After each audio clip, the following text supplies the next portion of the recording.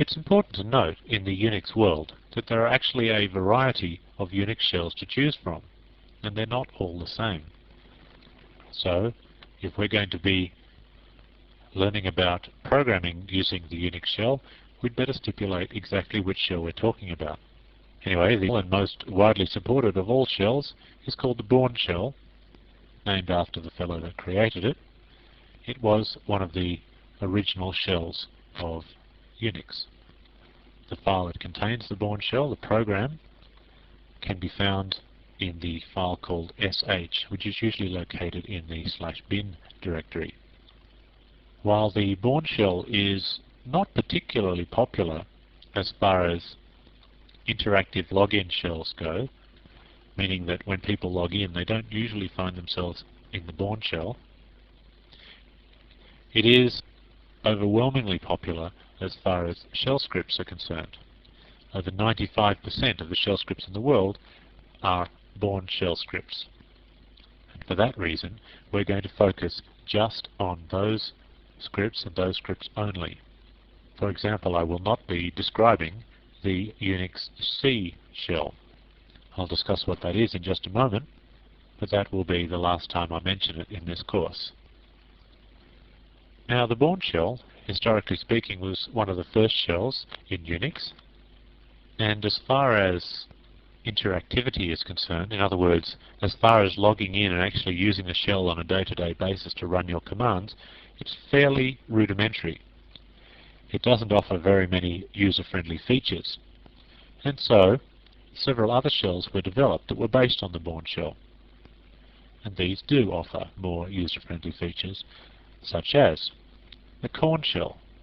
That was created by a fellow called David Korn. Its file name is KSH, and theoretically you can only get a copy of that if you have a license from, well, I'm not sure from whom, but you have to get a license. Anyway, there is the Bourne Again shell, or bash, little Unix wit there for you, which is open source and completely free. You can download the source code, compile it yourself, or you can download pre-compiled executables if you like. Bash is particularly popular amongst Linux users on PCs. And then there's ZSH or ZSH and many others. These shells are supposed to be Bourne compatible. What does it mean to say that a shell is Bourne compatible? Written a script to be interpreted using the Bourne shell, then it will theoretically be able to be run by these shells as well. In other words, you could take your script and run it using the Korn shell as the interpreter, or the Bourne Again shell. However, not all shells are Bourne compatible. In fact, there's a whole family of shells that are not. Specifically, the C shell. There's another little bit of Unix wit there for you. You may or may not have heard of a programming language, a very powerful programming language called C. There was a movement at one stage during early C programmers who worked in Unix that they wanted to have a shell that would offer a programming language that was perhaps more powerful, or at least more similar to their favorite C language.